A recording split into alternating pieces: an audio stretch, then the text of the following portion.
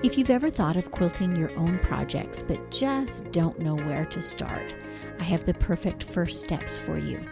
I've put together a PDF guide. I call it 3 Steps Toward Freehand Freedom.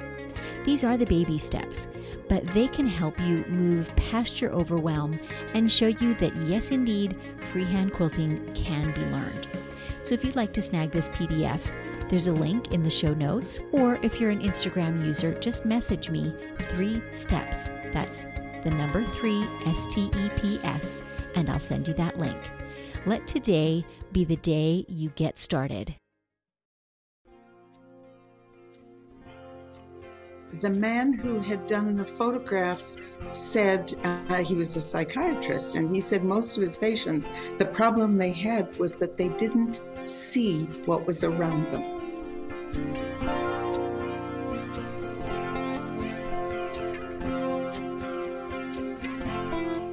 Welcome to Measure Twice, Cut Once, the podcast where we hear quilters and other crafters' stories and draw encouragement and even life lessons from them. I'm your host, Susan Smith, coming to you from my quilting studio, Stitched by Susan. This is where my long arm, Lucy, and I spend lots of hours doing freehand, edge-to-edge quilting. So if you're not a quilter, and those terms mean nothing to you, it's basically doodling on a quilt top with a 50-pound pencil with needle and thread attached at really high speed. And if you are a long arm quilter and maybe you're looking for freehand tips, take advantage of the live and unscripted events that I host on my YouTube channel, Stitched by Susan. My philosophy is there's nothing as warm and comforting as a handmade quilt, and my mission is to get as many out in the world as possible. So I quilt for people, and I teach others to find freedom and joy in quilting for themselves. There are so many quilt makers and just as many stories. Quilting has been a bridge between generations, it has soothed loneliness and chronic pain, and it's been a beautiful expression of art and creativity that spans countries and cultures. Today, Trudy Cowan will be joining me to tell us her story. Today's Pins and Needles is brought to you by The Will and Dave Show. Hi, I'm the Will half of The Will and Dave Show, a short little podcast that myself and the eponymous Dave like to record talking about the things that really matter to us, whether that's social, political, or pop culture. Usually we don't see eye to eye, but more often than not, we can find some common ground in there somewhere. And now, back to Pins and Needles with a quick tip for all you sharp quilters out there. Today's tip comes in handy when you're storing things in your stash. I like to keep on hand quite a stack of clear shoebox-sized bins. And I use these for several things. I sort my smaller scraps by color. I keep smaller orphan blocks in them, or even small projects that are on the go. And I also keep extra pieces like half square triangles, for example. When I've had bonus cuts and I've gone ahead and sewn them up, I often have piles of those around waiting to get sewn into another project. So these things might vary depending on what types of things you want to keep and store. But the beauty of the bins is they're very easy to label, and they're clear, or at least semi-transparent, so that you can kind of see what's inside them. So even if, like me, you're not really a labeler, you can still see and identify their contents easily. So this helps you to keep your storage shelves neat and tidy, and also to have your bits and pieces to hand so you know what you've got. Even it helps to remind you sometimes of things you forgot you ever had. Just take a brief look through your storage bins and you might have some happy surprises. So, shoe bins, a storage essential.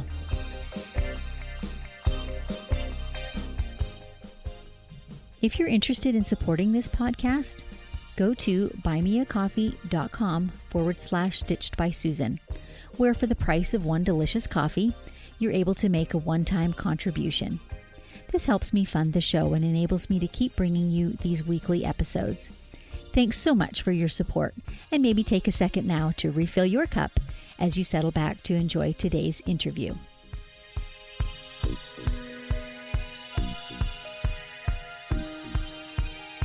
Trudy Cowan has a love for storytelling and a lifelong passion for fabrics and all the needle arts. So she now creates art quilts, she teaches fiber arts, She has written and illustrated a wonderful children's book and even created several commemorative book covers in quilt form. So this morning I'm welcoming Trudy Cowan into my studio. So thanks so much for joining me, Trudy. Well, thank you, Susan. I'm delighted to be with you. So I first came to know you when my sister sent me a copy of your little book, which we're going to talk about more a little later. And I was so charmed and intrigued by all that is within it. So before we launch fully into the book, I'd love to know kind of what led you into this experience of telling stories or telling poetry through quilts, through fabric. Oh my goodness. I think I've been a storyteller all my life. In one way or another. I have been involved with books, either reading them voraciously or writing them from when I was a child. And I always liked to act them out. And so being able to tell a story and act it out, that's fine, but it's over.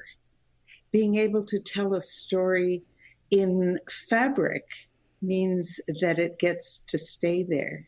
People get to see it. People get to know what the story's all about. And I think that's really my main drive, is to try to make my quilts tell stories. That's fabulous. Either one at a time or a whole group of them, like the mouse book. And they do. So I was reading in one of your articles that one of your earlier quilted illustrations was for your brother, who had a poem, right, that you illustrated. Can you tell us about that one first? We grew up with lots of aunts and uncles and cousins, and every time the family got together, the children had to do something. And so sometimes I did a dance, my brother played the piano, but we often wrote poems for family occasions. And my brother wrote this absolutely delightful poem called "Mommy, Where Did I Come From?" And it really was touching. And he sent me the poem and said, "Do you think this could be a quilt?" Oh my goodness. Yes, it certainly became one, but there are 3 verses. And so it didn't work as 3 quilts, but there are 3 separate images on the one quilt. Where did I come from? Yes. All the places. I love that. It really was fun to do and fun to work out how to tell that story.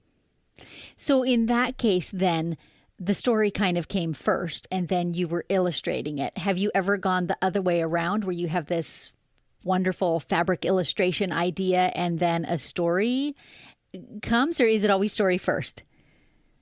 Oh, goodness. Every quilt has a story to tell. Every quilt that everybody does. That's true. Your quilt that's on the wall behind you with that lovely guitar has a story to tell about the person who plays it and what have you. But when people look at it, they see a guitar, they don't see the whole story. Mm-hmm. And so trying to work out a way that the quilt can actually speak out loud is something that doesn't always work. I have a lot of quilts, as we all do, and many of them are pretty pictures, but they don't tell you about walking in the forest and seeing the devastation of a clear-cut mountain. And so how do we do that? And so often the image comes to me and I have to work out the way that it will tell the story without even writing it down, although often my labels on the back might have a poem, or it might have the story to tell to add to it. Right. And usually have a photograph. And that is certainly an additional way to make the story clear. So let's dive into then what I've been longing to hear about. This little book that I've got in my hand, The Little Gray Mouse, A Fable in Fabric. How did this come to Yes. be? Oh, my goodness. Well, 6 years, I suppose, before it actually was published late in 2018, a group of us in a quilt group that I belong to, a guild, the Quilted Mouse by name, were looking at Pam Holland's book about the adventures of the amazing alphabet, which is a story about the alphabet letters that lose their heads. And she has created not only sort of quilts, but ways that people can draw these letters and quilt them and paint them and do all of these things. And one of the women said, we should do that. We should do something about a little mouse. We're the Quilted Mouse Guild. We should do that. We will each do a quilt and it will tell a story. And I have a very bad habit. I overcomplicate everything. And so I went home that night with my mind going around and around and around about the story of a mouse. And I sat down and I couldn't put it down. And this little gray mouse, who's very sad, and she's gray and her house is gray. And oh my goodness. And I wrote a little bit, and then I found that it was coming out in poetry, and I wrote some more. And so the next time I went back to the Quilted Mouse Guild meeting and I showed them what we were going to do, they said, good, do it. Go for it. I don't know where the we went. It just wasn't there. And by that time, of course, I was hooked and I had to do it. And so I gradually refined the poem and found a way to do illustrations that I could do in quilts to tell this story. There's Mouse. Is there a quilt for each page, right? Because each page has a different illustration? Each one of those illustrations is a quilt. About what size are those quilts, or do they vary? They're about 24 by 36 approximately, but each one is its own quilt. And I also don't plan all that well. And so I drew out things and somehow they just seem to work in a certain size.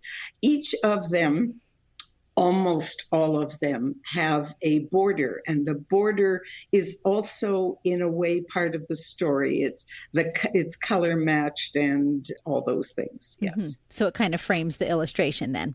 It frames the illustration, and some of them have sort of full quilted borders, and some of them just have the binding that does for an edge. So I'm curious a little bit about your technique, because I'm a long arm quilter myself. So did you hand quilt these? Did you machine quilt on your domestic? Was it part of attaching almost the collage of fabric? How did that process work? Yes, and yes, but not long arm. I work on about a 40-year-old Janome, which I am desperately afraid is going to die one day, and I won't know what to do because I love it. I keep saying it's like a little tank. It goes over and through anything. And they are all collaged. I drew out the drawings, but they're not patterns as such.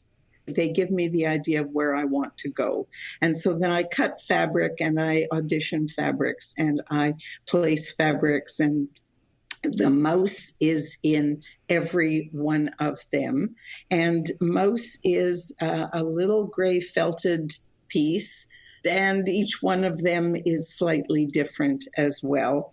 And they just get placed on top of the quilt when it seems to be right to do that.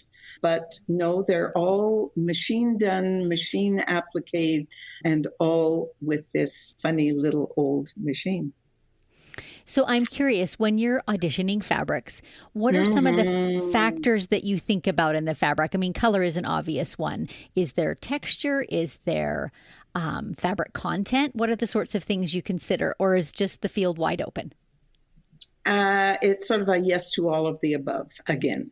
I bring out things that I think might work.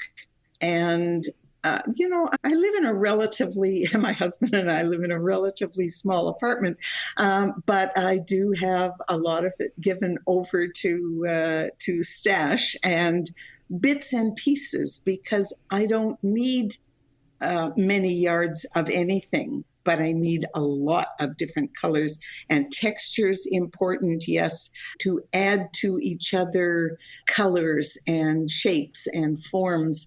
Sometimes they're realistic. Sometimes I'm looking at the cover of the mouse book that I have here. And I know that your listeners can't see this, but oh goodness. But Mouse is gray. Her hole in the ground is gray. And she's looking out the hole at the blue sky, vibrant blue and colorful flowers. And she loves color. And so that gives the opening to the yearning for color that Mouse and most of us who are quilters have. Is that yearning for color and texture and something that's beautiful, especially in the winter. You're absolutely right. That is what attracted me so much to this book in the first place, is the cover is mostly shades of gray and dark and, kind of flat colors. And then there's this swath of blue sky and your eyes are just like, oh, what does Mouse see? And you only are seeing her back looking out the hole, that yearning, that, oh my goodness, I want that. And the whole story is the perseverance of searching for what's going to make her and us happy. And it's a beautiful story. I won't give any spoilers, but we will tell our listeners where they can find the book for sure. Oh, that's lovely. So looking at some of your other quilts, it looks like you use three-dimensional quality in so many of your quilts. Is there a favorite a feature that you use in a lot of your quilts or a favorite technique? Oh, goodness. No. Anything that I think works. But it is the texture. It is, I pad things. A lot of my quilts have three-dimensional, parts of them. When I was a child, I used to get scolded in school because I couldn't color inside the lines. And I don't quilt inside the lines. I frequently have parts that stick out over the border, stick out from the surface of the quilt. And that's what gives me joy while I'm working, figuring out how I can make this perhaps a little bit more realistic, a little bit more fun. Yes. I totally love that. And it makes me now want to go and make another rendition of the guitar quilt behind me because I'm thinking, how could I lift that, outside of its frame? Anyway, you've got my mind going. Okay, good. I think that's one of the things that I really like teaching is to encourage people to think outside the frame, to think into that sort of fourth dimension, to come forward from the surface of the quilt and make it work, make it real or not real. Or it doesn't have to be real. It can be as wild as somebody wants it to be. But it's still just so engaging when you lift it off the surface. It just pulls you into that quilted world. I noticed that you do quite a lot of cedars. Are you able to describe that technique for us? Is that something you can do in words without showing? I had the very great fortune to go to a 5-day workshop. I think it was 5 days. It seemed like forever and it should have been longer, with Susan Painter out on Salt Spring Island, British Columbia. And I don't believe she's teaching anymore. But she did a series of cedar forest quilts that were so real, that were so incredible. One of hers actually gets close to making me weep every time I even think about it, let alone when I first saw it. And she taught us ways to create reality. And the first thing she did at that first morning was say, all right, get up and go outside. Go look at a tree. Go feel the branches. Go smell it. If you're going to do something that's real, you have to get to know it. It has to speak to you. And so the cedar trees that she taught us how to do were just one tree. Not just. They were a magnificent series of trees. But that whole technique of the reality of stitching leaves, it's not fabric, it's just thread. And it's so real that I know that some of the cedar or some of the other quilts that I've done after that, aspens, because I live in Alberta and we have marvelous aspen trees, that people go up to the quilt and they look at it and they say, how do you keep it green? How do you keep it real? Like, it looks so live. And that's because you have to look at them. You have to know them. And as I keep saying, they have to speak to you. And so I've done a number of cedar forests, go for a walk in the forest. I happen to live beside a spruce forest, actually a sort of a nook of a spruce forest. And I love being surrounded by trees. I've done these, and a friend said, well, we'd like you to do one for us, but we live in Alberta and it has to be aspens in the autumn to prove to people that Alberta isn't just gold in the winter. In the autumn, we actually do have some color. And I did that. The trunks are padded so that they're three-dimensional. The leaves come off the edge, off the front surface of the quilt. And people love them. And I enjoy teaching that about forests, the leaves and the bark and the branches. It's great fun. So I did wonder if you are just reading your book. I thought this has got to be someone who's a teacher at heart. So you obviously teach your techniques. Do you have any? Yes. Do you have online workshops that our listeners could be looking for? I do not. And part of it was, as I've told you, I only have this funny little camera taped onto the desk behind I don't have the equipment. I would love to do it, but I actually love teaching live. I love being with people and reacting to each one of the students rather than just talking to a camera. As much fun as this is, it isn't the same as being live. I've done a lot of theater, and I'm used to sort of being in front of a crowd, and it's fine. Doing it online, I haven't done so. So mentioning that you have done a lot of theater, is there a correlation between that and your quilting? Has that helped you in giving voice to your stories? Oh, I do think so. Any way that you can tell a story and get people to respond to your story, whether they're sitting in an audience or standing in front of a row of quilts, is, for me, it's rewarding. And I want it to be rewarding for the, quotes, audience. So, yes, I do think that storytelling and theater and quilting all come together, whether it's a little story about a little gray mouse with 11 quilts in it and a project at the end where people can actually make a little mouse to wear or put, children love these little things. This is one, or the one that I'm showing you that your listeners can't see, is not quite finished. She hasn't got her whiskers yet.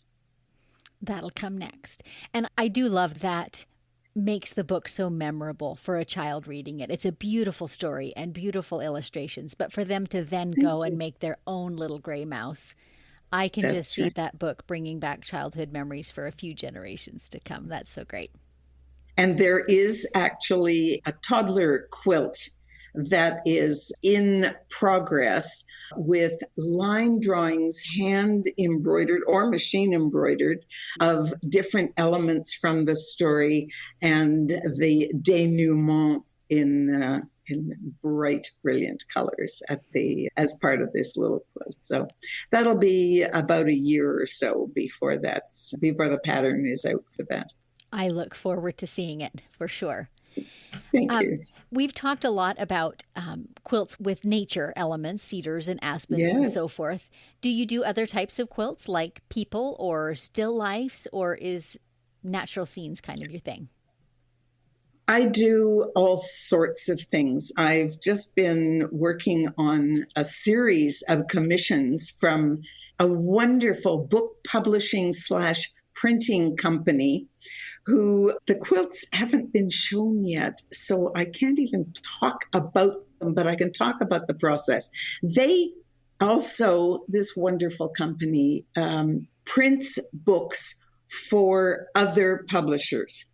Okay. And when one of those books that they have printed sells over 1 million copies, yes, 1 million, they want to say thank you. And they say thank you, not with, a trophy and a plaque for the wall, some kind of a certificate, but they commission a quilt of the cover of the book. What a great And idea. is that not brilliant? And they're absolutely incredible to work with. And I have just about finished the third book that over the years that they've asked me to do. And I have to do at least 2 of each book cover. A normal hardcover book is 7 by 9, 8 by 10, whatever. It's a book size. But the quilts are big. Mm-hmm. They are 40 inches by 60 something, whatever the right proportion is. And they send me the print, full size, and that's what I have to do. It has to look like the book. That was my question. Are you actually recreating the cover, or are you making something commemorative? So it is a recreation. Yes. And so, we sometimes talk about challenges where somebody gives you a subject and you just flow with whatever the subject is. The challenge here is to do something that looks like that book exactly. Now, the quilting eventually can go a little bit interesting way, but it still has to on their wall. And so you make 2 of them. One is for their own boardroom, and one is for the company of the publisher, wherever it is. So I have one in Manitoba, one in Omaha, Nebraska, one wherever they are. It's been interesting. So that was but a question very different. That was a question that came to mind earlier, and I'll come back around to it then. So Okay. since you teach live and you live in Canada, I was going to ask, are there places in the U.S. where your work might be displayed or hanging that those of us who are really curious could see it in person? The one in Omaha, Nebraska is in a publisher's boardroom. So no, I don't think you get to go and see it. True. I have work in collections in Arizona. We used to winter in Arizona for a number of years, and I was involved in quilting down there and in the Arizona Quilt Show and what have you.